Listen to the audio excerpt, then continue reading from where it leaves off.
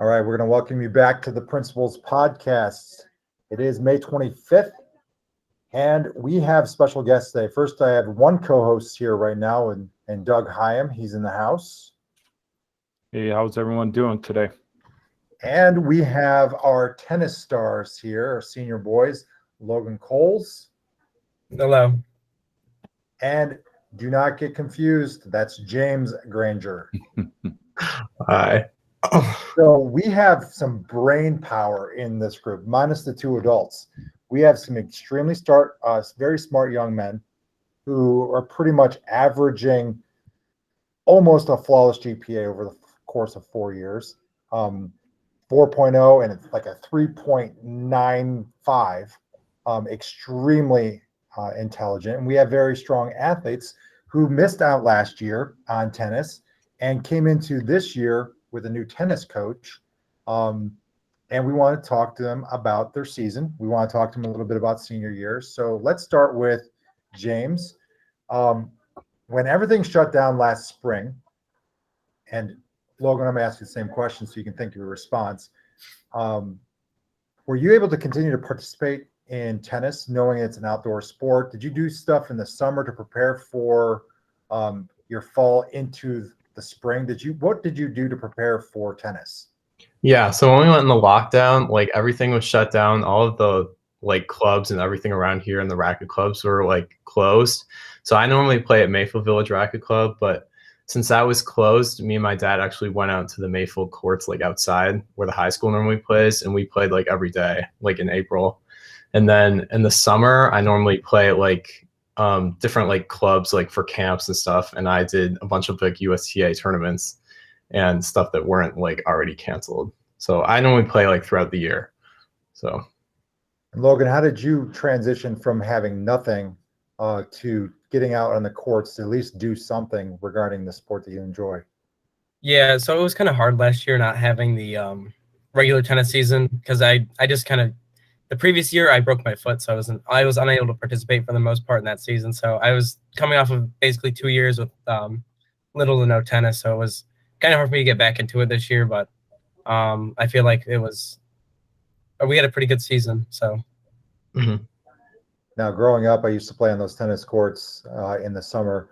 Not that I was, a high school tennis player, but everyone seems to go down there and enjoy the tennis courts. I played on them before they were resurfaced. And there's 3 nice courts. I wish we had 3 more in that area, and I wish it was cleared out a little bit, had some good lighting, so you can play, for longer periods of time. But it's an intimate place to play tennis. Those of you, Chaim, have you ever played tennis? I have, and my first experience, and I don't know about you guys, was watching Wimbledon. Back when I was a kid, they're playing on that grass. It was so beautiful, and I'm like, how do they play on that grass? And it was so, because I go outside in the yard, hit a couple balls on the grass. It didn't go like it did, at Wimbledon. So that's kind of what I remember as a kid, trying to play in the yard, and watching those characters play in the old days. Yeah, Andre Agassi, who has our haircuts nowadays. Yeah. When did you guys start playing tennis? When you talk about the typical sports around here, kids start like in 3rd grade, playing some sort of either CYO or rec sport. Mr. Robertson evolved into having tennis camps early on. When did you actually start playing tennis, both of you guys? yeah, so I did gymnastics for a long time, like for 5 years, and I would do like tennis camps like in the summer. But I really started playing tennis like every week for like the whole year, like in 7th grade. That's when I started. I didn't really start at like D-Rob's camps. I kind of started like at different clubs, like trying to get a feel if I liked it or not, and then I like actually committed to it like in 7th grade. yeah, so for me, I didn't actually grow up in Chardon. I lived in Willoughby Hills, but I moved here about 5 years ago, and so my first experience was freshman year. I had a bunch of senior friends on the tennis team, and they're like, we needed some people to come and play on the tennis team. So I was like, you know what, I'll go try it out, and I had a really great time, and I liked it ever since. You know, guys, we have a lot of loyal listeners, and they'll tell you that we always bring up math. I always talk about math, and so I got to ask this question, guys. Maybe you guys know. You know, the scoring in tennis. You know, you start with love, then you go to 15 and 30, and then 40. I don't know. You know, I'm counting by 15s, and all of a sudden I go from 30 to 40, and then there's deuce and breaks. And can you guys give me a little history behind the scoring and how that works? Yeah, so I'm not like 100% sure like why it's like that, but like it's been like that scoring for like hundreds of years. Like they started out like with love as like a way to like, it was almost like a placeholder. Like they didn't want to say zero. So like when people said zero, they get confused. So they started with love. And then I don't know why it goes from 30 to 40, but we just, I guess, roll past that. We just kind of like get used to it. It's always a challenge for people when they start like the scoring, but like once they get used to it, it's pretty easy. Yeah. And I've had plenty of people say 45 just out of habit. Yeah. Because it's like it doesn't make sense to go from 30 to 40. But I could not tell you why goes from counting by 15s to 40. We're talking math, Bandera. You know, I always got to bring that up in every podcast we have. Why do I always come at the wrong time? What's the longest set that you've ever gone in a match? I've had like be gone. I don't know set, but like I've probably had like a 4-hour match, like probably one time, like a couple of years ago. It's probably the longest match I've had. Yeah. I haven't had very many long sets or matches. James is a little bit more experienced than me, so he plays first single, so he gets some more long drawn out tournaments like matches, and he plays a tournament. So mine are mostly take 30, 45 minutes. So what are the nicest courts you guys have ever played on? Like high school or club? Just in general. Like you were like, oh, I went to South Carolina and played here. Like anywhere. I played in a couple courts in Switzerland, like some of the clay courts. Those are very nice. I like those. Or South Carolina has a lot of clay courts because down the south it's like mainly clay. So I've been on some of those, like in Greenville and Columbia, and those are pretty nice too. Yeah. Some of the nicest courts I've been to are Bowling Green State University. They have pretty nice courts. They have a pretty big intramural tennis team, and so you can usually see people out there just practicing or playing on them. And South High School actually has some pretty nice tennis courts. Yeah. They got redone a couple of years ago. So, have you guys ever played on grass? I have not. I've not either. No one like pulled out Wimbledon or something like that. No. Okay. James, you talk about the clay court. How did they keep that clay so it's not slippery, but it's not too dry and powder? Yeah, so they have some like in Perry. There's a club up there, I think it's called Pine Lake. So sometimes we played there a couple years ago, but it's all just like, I think they keep it really moist in there so you can have it like moist and not like dry and hard. Because if it's just like really hard, then it's going to feel like cement like underneath the clay, and it's really like it's not comfortable to run on. But you have to like learn how to like slide and stuff with clay, so it's just like a different feel. And have you guys ever played at Kirtland Country Club? No, I didn't play there. For 10 years I worked there in the summer, and they have maybe 6 clay courts, and the grounds crew had to take care of them every day. We had one guy that was like a magician with it. It's absolutely fascinating to watch because all of the lines are pretty much hammered into the ground. And they water them every single night, and every single morning they have this enormous broom that they walk behind, and they groom the courts. And then they have this special hand broom that literally cleans off the lines, and they look glorious every single day. And I had a friend who used to work at Kirtland, who prior to working the grounds worked at Wimbledon, and they intentionally allow their sand-based courts, and they don't really water them during the 4 weeks leading into the actual tournament, so that they get really, really firm. And they use 0.95 reel mower, like a golf course mower, and cut them extremely short. So it's almost playing like on clay, but having that very fine AstroTurf like, obviously, grass to play on. So it's really interesting when you look at all the different types of courts, or you can play at our Chardon courts where every spring they're covered in fungus and we have to pressure wash them so that you don't slip and slide.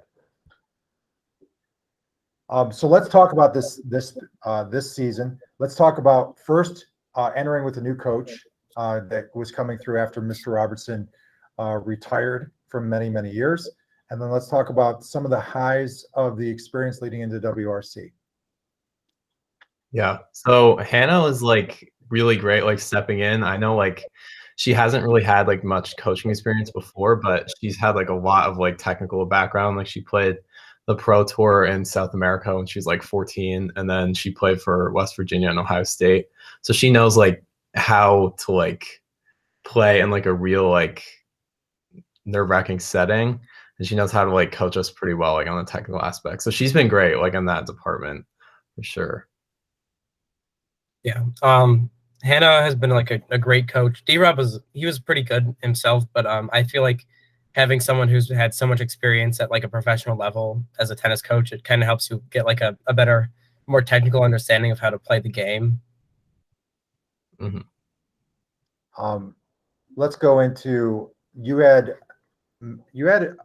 I would say 75% of your matches took place. Some of them were postponed, some of them were canceled. But we did have a pretty nice spring to be able to have many of your matches. What are some of the memories that you're going to have throughout your 4 years, in particular this season? I think like the best memory this year was probably the sectional tournament when I made it to the second day of the tournament. That was probably like the best I've played like all 4 years. But like during the regular season, I'd probably say it was like the first match of the year, but it was like a really close match between Kenston, and that one is normally like a blowout. They normally beat us like really easily, but I almost beat him, so that was good. It was close. I played a lot of doubles this season, and so it was nice. I feel like we had a good group of boys this year, so it was nice getting to just, play with different people and see how they play, and like just get to learn like different positions and how different people play. So not knowing a lot about tennis, and I apologize, but in doubles, have you ever been hit in the back of the head? Oh yeah, multiple times. I feel like that'd be me every time. I feel like I would hit my partner in the back of the head. Yeah, you just gotta trust them, and then just hope that they say sorry. You yell something like four or something. I don't know. Yeah. I would imagine that doubles is just as challenging as going singles because you almost have to like forecast what your partner is doing. Whereas if you're going by yourself, I got to get to that ball. Yeah. Before it gets out. I had a question I was going to ask. Oh, I'm going to ask each of you.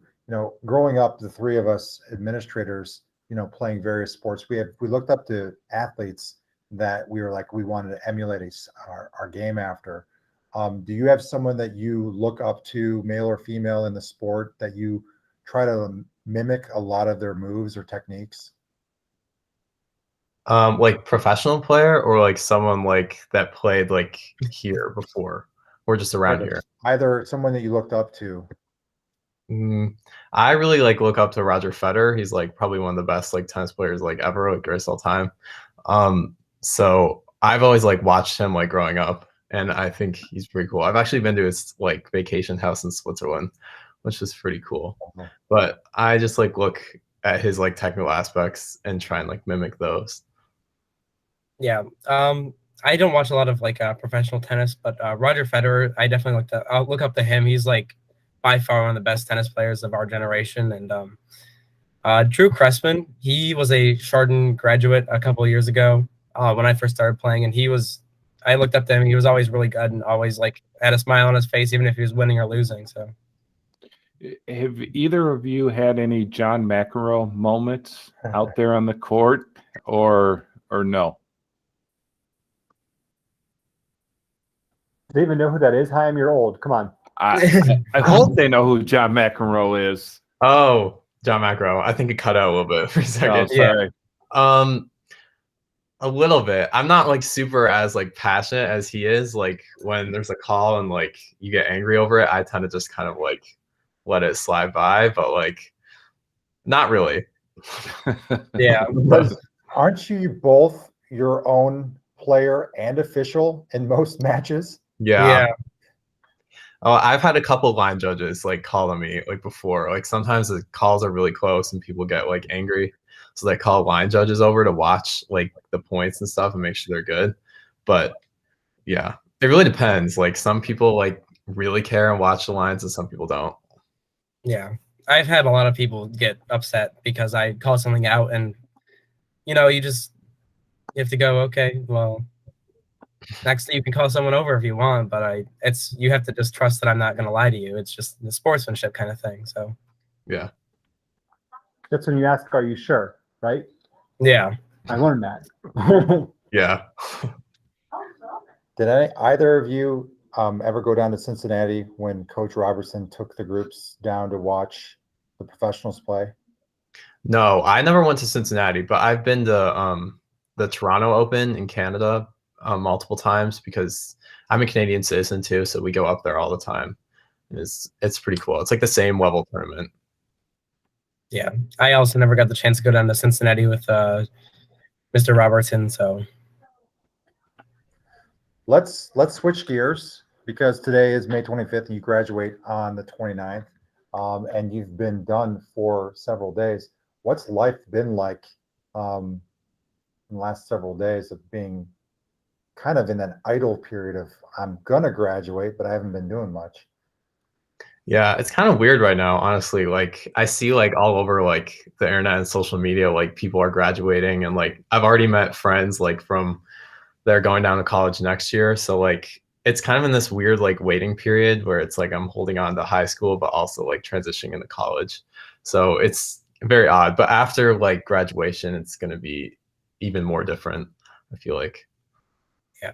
For me, it didn't really set in yesterday, like until yesterday. I just had my last AP test yesterday morning. It was BC Calc. So I just, after that, I just spent the day like enjoying the outside and just being able to have the freedom to go do things. And it still hasn't really set in yet though, because we haven't had graduation or any of those like other, like, you know, grad parties, big events like that. So. Yeah. We've gone through a lot of changes this year, whether 100% or 50% or AB this, back to 50, back to 100. Graduation days have changed 3 different times because of COVID, but it's coming this Saturday. Are you excited to be on Chardon Memorial Field? Yeah, I'm really excited. Like I'm just excited to wear the cap and gown and like just graduate with everyone like that I've been through the past like some people like 12 years. So it's exciting. It's exciting to actually be able to have like an in-person event this year because you get to like see all the teachers that you know kind of grew up with and all the people that you've made friends with and acquaintances with like throughout the years. So Have you taken your cap and gown out of the bag yet? Yes, I have it Yeah. hanging up Okay. downstairs. Just making sure. They listen to you, Mr. Bandera. I keep putting it out there on the podcast. I don't know. I keep putting it out there. So Do you know where yours is, Mr. Bandera, after moving? I'm not that far along yet. Come on. I have a couple more days. So where are you guys going to school and what you going to major in? I'm going to the University of South Carolina and I'll be in their honors college, majoring in international business and a double minor in French and geography. So. Yeah. I got a presidential scholarship to Bowling Green State, so I'll be going there in the fall. And I'm going to major in international business with probably minors in French and management. So. And are you going to have time to do anything else? We'll see. Yeah, I'm gonna try and join the club tennis team down there too. So yeah, me as well. So good. Do you That's think great. international business has been changed forever now with Google Meets or Zoom or all that kind of stuff? I think it's a different world. yeah. Oh, for sure. We all know where Bowling Green is. but is the University of South Carolina, is that in Columbia? Or is that Yeah, it's in Columbia. Yep. right at the heart there? So you're about 3 hours away from the beach. No, it's actually less, like an hour and 15 minutes from the beach. It's actually pretty close. Like to Charleston, it's like the Yeah, close. there's Charleston. I guess I'm thinking of, Hilton Head's like 3 hours. Yeah. yeah, that's what I was heading that way. Yeah. That's a beautiful area. Mhm. Bowling Green, it's just as beautiful, just different type of season. Yeah. A lot of corn. A lot of corn. Yes, a lot of corn. A little more wind. A little bit more wind. We're getting to the point where we get to give some shout outs. So I gave you a heads up that we're going to close out with shout outs. And it is your last few days before you have baccalaureate, graduation practice, graduation, all coming up. Have you thought of someone you want to give a shout out to? I think me and Logan are gonna give a shout out to Coach Hannah and the whole team for being like a great like last year team and like being like an amazing group of people. Yeah, Coach Hannah's been great throughout the year, and she's really helped me understand the game more and get a better appreciation for it. And she's been patient with all the changes and stuff that's been having to go on this year because of COVID or weather or other things. So that's great. Guys, who do you want to shout out this week? I'll jump in. I'm going to go to someone who has been connected with tennis in the past, but someone that I think some of you guys are probably familiar with, Mr. Brown. Mr. Brown, one of our math teachers here and everything teacher in the world here at Charlotte High School. He has announced that he is hanging up his calculator here in a couple weeks. I think we may have already shouted him out at some point, but he's hanging up that calculator in a couple weeks, and he's phenomenal person, phenomenal teacher, hilarious, I don't know, funny dad joke teller, everything else in the world he does. So just his excitement and stuff. I'm shouting at him this week. We'll have to have him on a future podcast here to kind of reminisce about some of his favorite teaching days. I'm going to go down a similar path as you, Mr. Bandera, and shout out Miss Hoffman for everything she's doing in the clinic. She is, every day she comes in, there seems to be a new change in the orders or different things that she has to, guidelines and protocols that she has to follow to try to keep us all safe and, make sure that we're doing everything we can for everyone here at the high school. She is also going to be retiring and enjoying the beautiful weather that we have here this past few weeks, but it wouldn't be Charlotte without, the weather changing for our big day on graduation. So hopefully the sun will be there. It might be a little cold, but that's Chardonnay for you. But it only makes sense if it snowed that day. Oh, yeah. It may. But a shout out to Jan Hoffman in the clinic. And I will give a shout out someone that's really close to your offices, Tina Lacasse.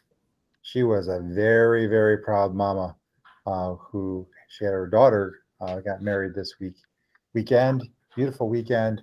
She has 1,000 photos, memories. She's been talking to you two gentlemen over there for the last 6 months about planning it, and she really never takes days off. And so this was a very proud day for her. I want to thank all of our secretaries for all they're doing to prepare for graduation this week. I want to thank you two for being our guests, and we get to see you at graduation practice. Logan, turn in your Chromebook. Yep.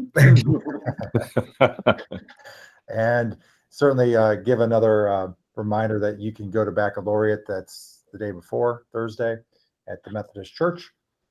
And it looks like commencement Saturday evening. It should be decent with the weather. Friday might be sketchy, so we'll keep an eye on that. And it's just been a joy to have you guys on our podcast and all the things that you've done to really make this year great. You are extraordinary student athletes, great people, really model our values. So thanks for being on. I know that, James, you're going to go play tennis. Logan, what are you going to go do? I'll work on my Eagle Scout project some more. Nice. What are you working on so we know? At Kirtland Woodlands Park, there's a dam kind of dividing two ponds, and so they have a beaver problem, and my project is trying to make an enclosure that will protect the spillway from the beavers invading it and kind of flooding the whole entire park. So That's really great. That's really, really great. Well, congratulations on that. Thank Do you you. expect to have that completed in June? yeah, And then you'll have your ceremony for Eagle Scout and just another badge you get to put on. mhm. Awesome. Well, guys, enjoy your rest of your day. And Thank you. we will see Thank you you. at the end of the week. All right. Go Toppers. Bye, guys. Go Toppers. Thank you. Thank Thanks for joining you. us. Bye. Bye.